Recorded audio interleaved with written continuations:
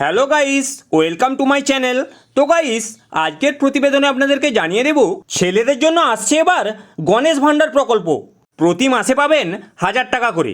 তো গাইস, বিস্তারিত জানার আগে আমার চ্যানেলে যদি আপনারা নতুন হয়ে থাকেন, চ্যানেলটি অবশ্যই সাবস্ক্রাইব করবেন এবং পাশে থাকা বেল আইকন প্রেস করতে ভুলবেন না, যাতে সাথে সাথে আমার ভিডিও আপনাদের কাছে পৌঁছে যায়। এবার ছেলেদের জন্য সুখবর, লক্ষ্মীর ভাণ্ডার প্রকল্পের মতোই এইবার চালু হবে গণেশ ভাণ্ডার প্রকল্প।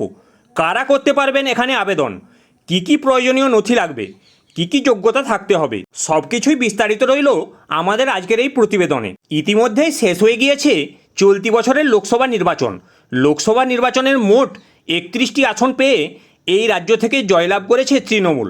এরপর থেকেই উঠে আসছে একের পর এক জল্পনা। কেন এত সংখ্যক আসন পেল তৃণমূল? এর পেছনে রয়েছে বিশেষ কারণ। রাজনৈতিক বিশেষজ্ঞরা অনেকেই মনে করছেন একমাত্র লক্ষ্মীর ভাণ্ডারের মতন প্রকল্পই তৃণমূলকে এত আসন পেতে সাহায্য করেছে। 2021 সালের বিধানসভা নির্বাচনের মতোই বর্তমানে 2024 সালের লোকসভা নির্বাচনে পশ্চিমবঙ্গের শাসক দল তৃণমূল যেভাবে ব্যাপকভাবে প্রত্যাবর্তন করেছে তা সত্যি চোখে পড়ার মতো। শুধু তাই নয়, বেড়ে গিয়েছে আসন সংখ্যাও। 2019-এর যে 6টি লোকসভা আসন হাতছাড়া করেছিল তৃণমূল, সেই 6টি আসনও ফিরিয়ে এনেছে নিজেরা।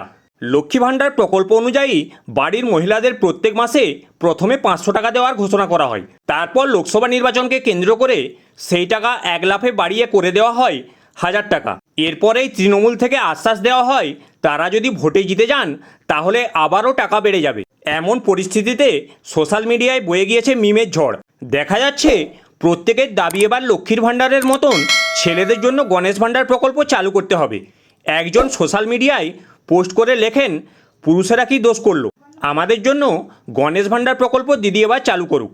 সেই ব্যক্তির আরও দাবি, যদি দিদি এবার গণেশ ভাণ্ডার প্রকল্প চালু করেন তাহলে 42-এর মধ্যে 42টি আসন নাকি তৃণমূলের ঘরেই যাবে।